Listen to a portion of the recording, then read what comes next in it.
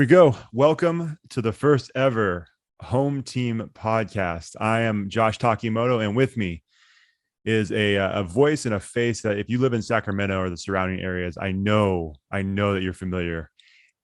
In my opinion, the best motivational speaker around, Coach Greatness, Kevin Bracy. What's going on, What's man? up, man? Hey, Josh Takimoto, man. Anytime I can be on the same screen as you, be in the same room as you, or be on the same project as you, man, I'm living right.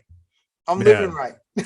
Dude, hey, I feel the exact same way. We've talked about this before. And I know anybody who's heard us on a podcast before, the first time you're on one of my podcasts, I always say this, but I feel like it's appropriate right now. So the first time I was ever exposed to Kevin Bracy and all of his motivational entertainment greatness, I was a freshman over at Casa Roble High School on the baseball team, and they had a full program, freshman JV varsity. All of us get together, and they had this dude come out that Coach Tupper played with. Had no idea who you were, but it left a lasting impression. And I'm like, oh my gosh, I don't know who this dude is, but he's incredible. And you told your whole baseball story, and it just always stuck with me. And then years down the road, I heard you on Jason Harper's podcast.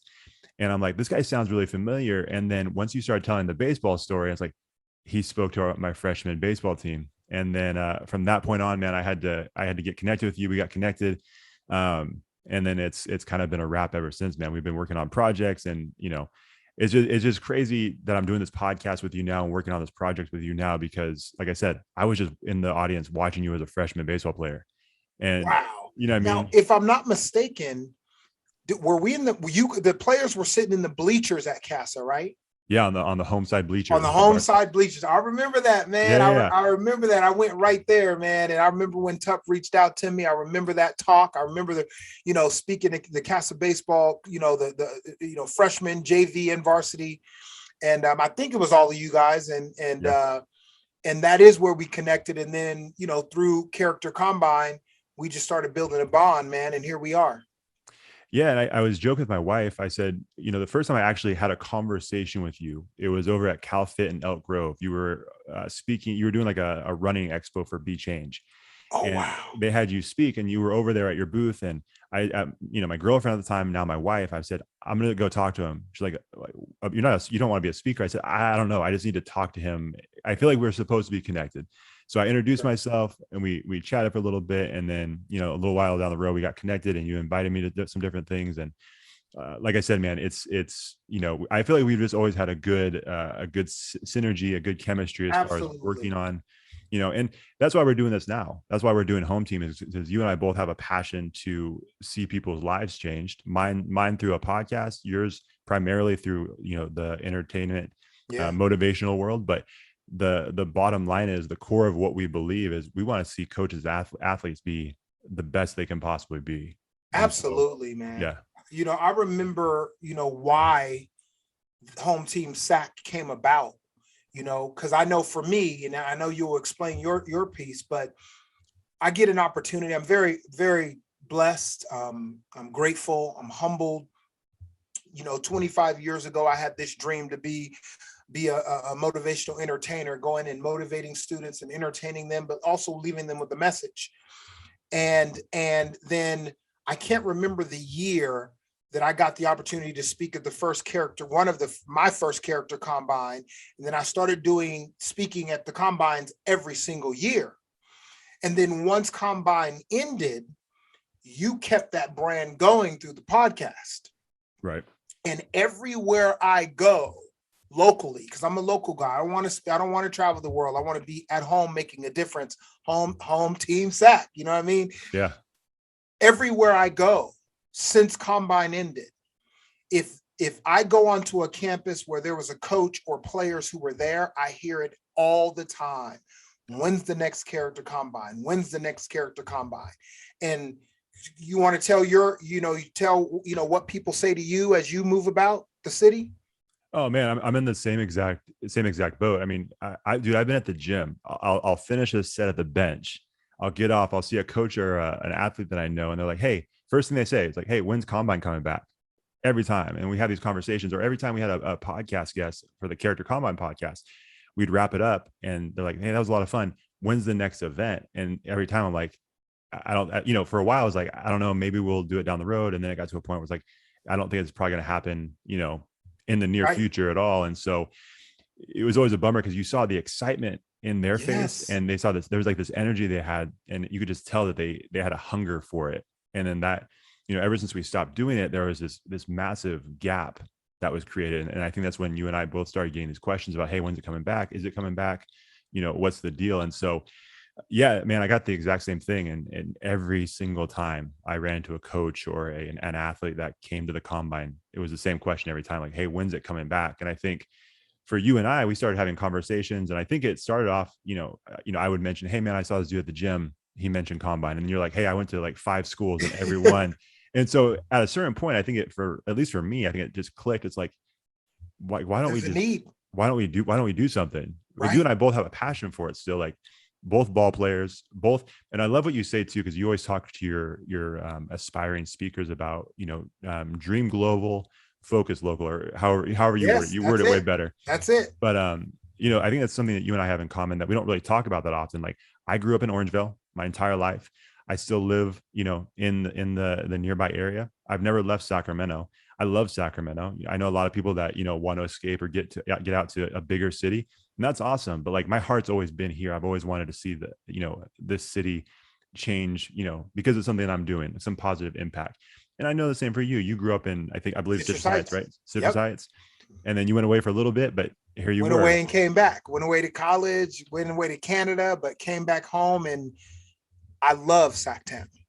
I did too. So it's like, Born and raised. what, why don't we, team up on something and kind of take what we've both been doing and mesh it together and see what kind of impact we can make.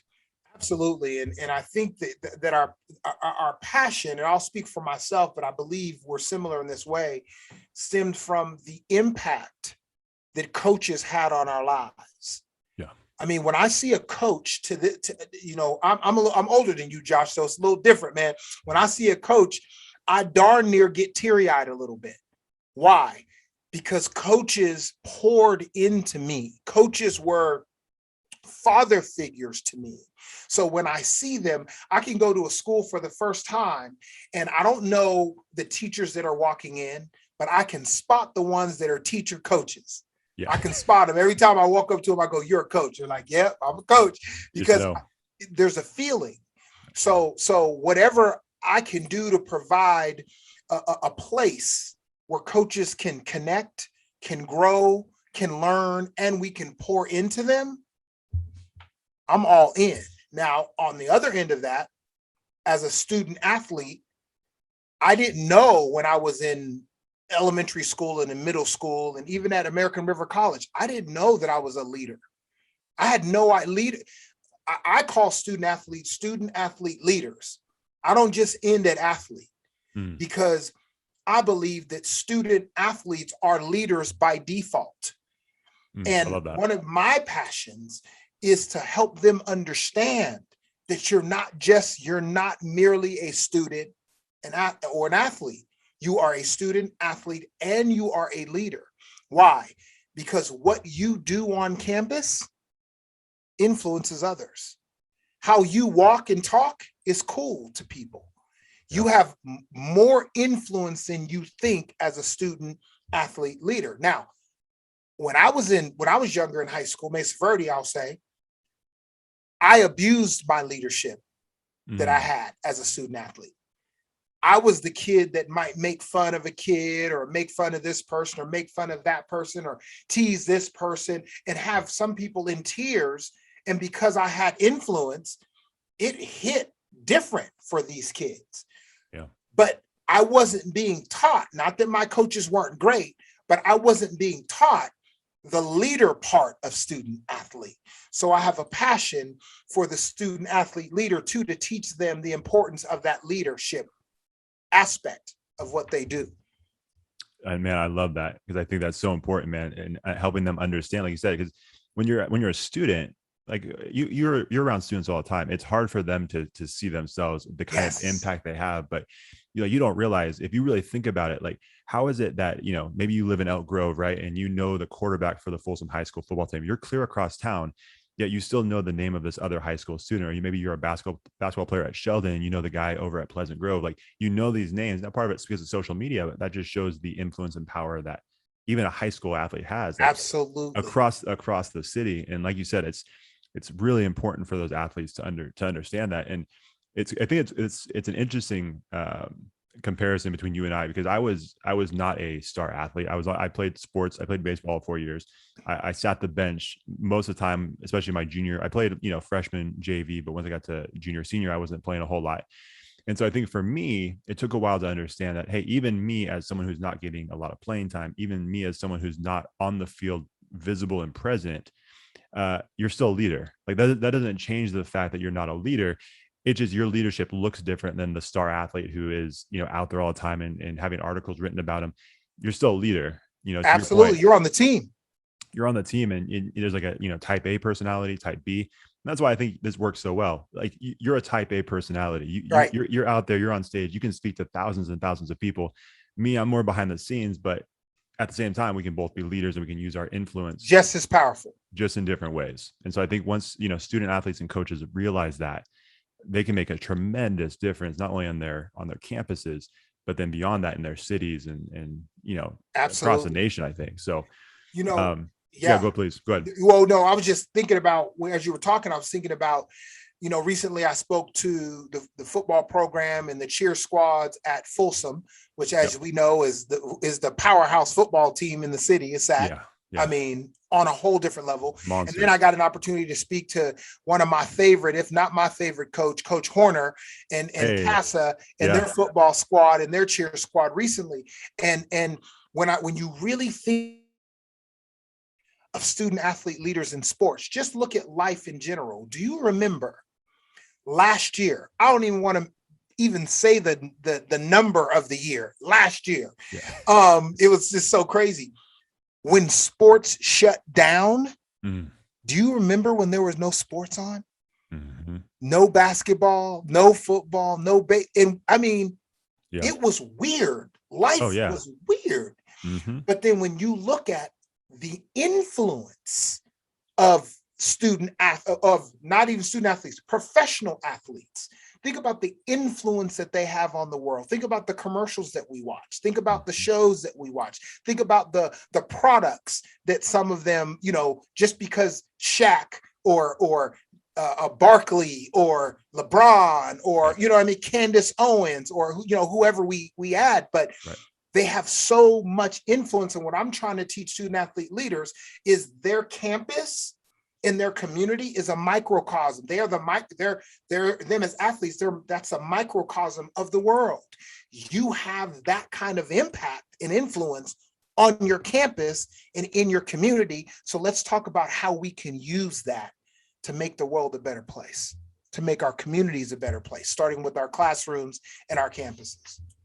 Absolutely. Yeah. And I couldn't agree more. And that's, this whole idea of home team, like where that came from was, we talked a lot, like you have coaches and athletes of different sports, of different schools, of different levels, of different, economic backgrounds all across the city. Like you go to any school and you're going to have a different situation. You're going to have different types of athletes. Like, I mean, no offense to anybody, but when you go, like you said, Folsom's a bunch of monsters. When you go see their football team versus one across the city at some other school, it's not the same thing. But like we keep saying, that the influence that both those groups have is tremendous. Right. And at the end of the day, that's what obviously you and I are both competitive. We know that we're both competitive. we like to win. So we'll never ever, water that part down, but winning doesn't have to come at the cost of character, integrity, honor. And so for every coach, whether you're in a winning program or whether you're, kind of going through it and struggling a little bit, we're all part of the same thing. We're all going after the same goal. We're all pursuing the same, passion, which is to see coaches or to see athletes, young athletes, become better men and women. And I think that's the goal of every single coach across the area, across the city, across, the entire nation. Right. And so when it comes to that common goal, it doesn't matter what uniform you're wearing. It doesn't matter what sport you're playing. It doesn't matter what level you coach at. We're all part of this home team. Team SAC. Sacramento, the surrounding areas, Roseville, Folsom, Citrus Heights, Orangeville, whatever it may be, we're all part of the same team. And so that, like, if everybody can realize that and understand that, and we all come together, it's like, hey, We compete on Friday nights, we compete throughout the week, but at the end of the day, we want the same thing. We want to see people's lives change, whether it's the athletes that are competing for you or the people that are watching or on your campus that that you touch their lives every single day, whatever it may be. You've got to use, like you keep saying, you've got to understand that the power of the influence that you have. And I think if we can all get that across the city, I think that can be a pretty powerful thing. And that's the goal. That's why you and I are collaborating on this project, and we're excited about what we're doing. It's yes, if I'm in the box and you're on the bump and you're pitching, and it's Mesa Verde, San Juan. When I grew up, San Juan and Mesa were rivals. I don't know what it is today because I haven't been out there in a while, but when I'm in the box, I don't like you. I don't like your team. I don't like your team colors. I don't like anything about you. And I'm going to compete within the confines of the rules, but I'm going to give you everything that I have. But as soon as the game is over, ninth inning, game's over, whoever wins, now we're on the same team. I'm going to give you some love. I don't want to lose. I want to win, but I'm going to show you some love. And like you said, at the end of the day, you go back to San Juan, I go back to Mesa. We're both student athlete leaders. What can we do to make our classrooms, campuses, and communities better? What are you doing on your campus with your student athlete leaders to make your campus better? We might be able to use that over here at Mesa Verde. Who knows? We can come together as a home team and figure out what are we doing to make our campuses better and exchange ideas. And if we can get all the teams across the city of Sacramento to understand you are a student, you're an athlete, and you're a leader. You set the climate and the culture of your campus and your community. What can you and your teams do to make your communities, campuses, and classrooms a better place? We can get that point across. We're winning because we're all, like you just said, home team, SAC. We're all a part of the same team at the end of the day. Absolutely. All part of the same team. And, the cool thing, man, like we had mentioned at the beginning of this, we obviously we're coming, like we're known for combine, right? Like amongst the athletes, you're known for combine, because of the podcast, I'm known for some of the combine stuff, but I just want to make it very clear, like this is not a combine thing, although it shares so many of the same principles, the things that we believe in, those things are across the board, and we still believe in those. But this is not, I want to make it very clear, this is not a character combine thing. Right. Who knows? I don't know what's going on with that. They may come back one day, and if they do, I'll be the first one to volunteer. But this is, just to be very clear for everybody, this is a very different thing. Although it probably in some ways is going to feel the same, and we have the same connections to the same coaches. Like I'm hoping that all the coaches that listen to that podcast will come and listen here, right? Yeah, absolutely. And at the end of the day, Josh, character is character. You know what I'm saying? I mean, the character combine was just a great name, but at the end of the day, it is not character combine, but the principles are principles. You can rename them, you can do whatever you want to do. At the end of the day, do you live with character? Right. As a student athlete leader or not? Right. At the end of the day. But this is home team SAC. This is not character combine. I just want to make that clear because I know there was some confusion with some people. It's like, so this is a combine thing? No. I love combine. I'll always love combine. Me too. But no, it is a different thing. So I want to make that very clear. And the thing that I heard somebody say this a while ago, because we're not necessarily restarting a movement, but we have taken a decent amount of time off from like the combine events and being really heavy into combine other than the podcast. And so we kind of are restarting this movement of coaches and athletes, and becoming leaders, becoming student athlete leaders, and coaches understanding the power of their influence. And something I heard somebody mention about restarting a movement was, number one, it's a community thing. You've got to make it a community thing, which is what we're doing. We want the input. We want to hear. We want the participation of all of the coaches, all the athletes in this city, because like you all belong as a part of this home team. Doesn't matter, like I said, economic status, doesn't matter what sport, what level. You might be a little league coach, you're part of this. You might be a local college coach, you're part of this. Doesn't matter where you are in the levels or sports, you're a part of this. So it's got to be community driven. And then the other piece of it was, if you want to restart a movement, you have to build, like, your excellence is at a different starting point, right? Excuse me. Mm-hmm. When we started combine, it was the kind of the first thing of its kind in this area. Mhm. Well, now we're so many years into the sports, coaches and Mhm. athletes world. You're speaking from when you first stepped onto the stage at Character Combine to now. I mean, it's a whole nother level. Who would have ever thought that Kevin Bracy would have gotten better from that point? And he somehow managed to get even better. I'm doing the podcast thing. Like, I wasn't doing Right. any of that stuff back then. I was Right. just simply behind the scenes, not, broadcasting my voice out to a bunch of people that download the show. And so this is now our starting point. Like, we're not starting from, Zero. ground zero. We're Mhm. starting from, hey, this is where we left off. And now we get to build from there. And the excellence starts from there. So those two things really like stood out to me when we were thinking about home team. It's like, oh, we get to start from this point and then build Yes. from here. And then also make it a community driven thing.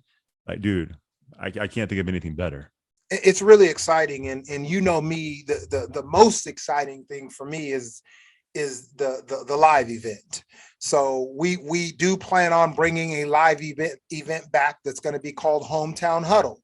Yep. That's when all of our coaches and all of our student athlete leaders come together and huddle and have a day where we replenish, we rejuvenate, we reconnect to our why. Why are we doing what we do? Why are we coaching still for the 10th, 15th, 20th, 30th year, or just your first year of coaching? Why are you a student athlete leader? Why are you playing this sport? What is your goal?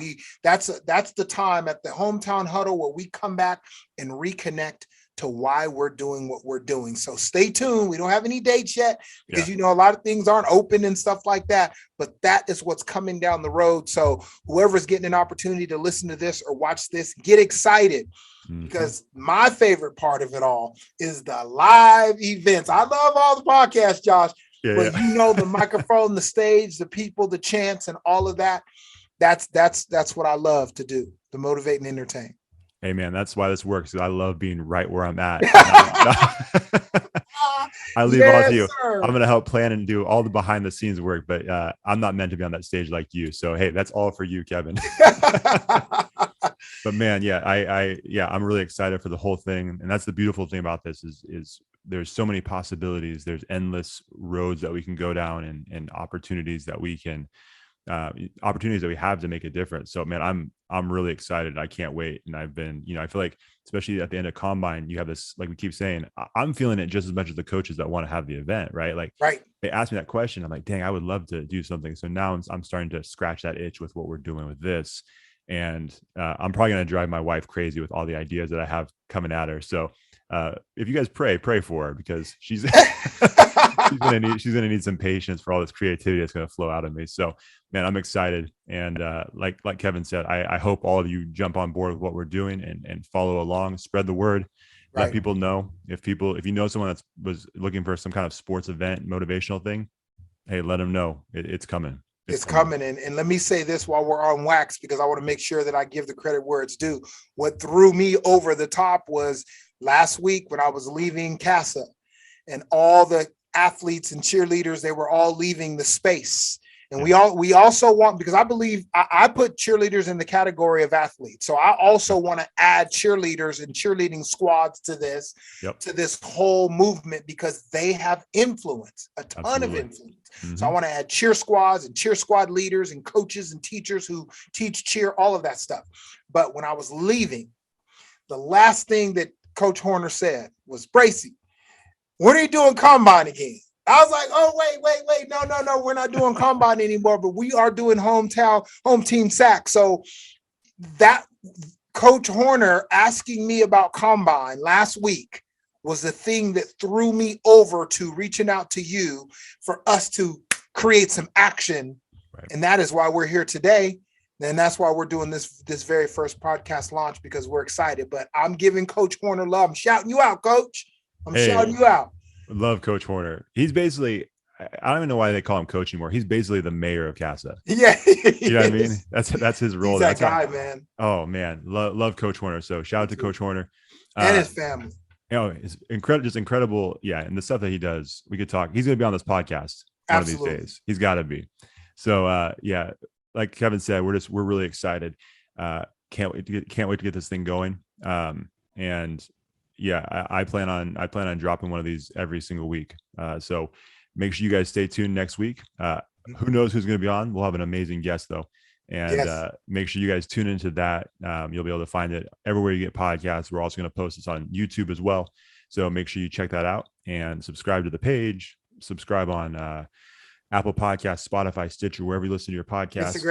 Instagram. Instagram, Twitter, Facebook. All of it is at Home Team Sac. Home Team Sac. Let's go, y'all. Let's go. So Sac make sure you Town. follow us and let's go, man. I'm excited. Me too, man. Me too. And let me close. My last words will be, I'm not just excited for Home Team Sac. I'm not just excited about the Home Team Huddle, the live event. I'm excited to be partnered with you, Josh, because when you talk about a solid human being, if you don't mention Josh Takimoto, I'll have nothing to do with you. Period. Hey, man, I appreciate that. You're the best of the best, sir.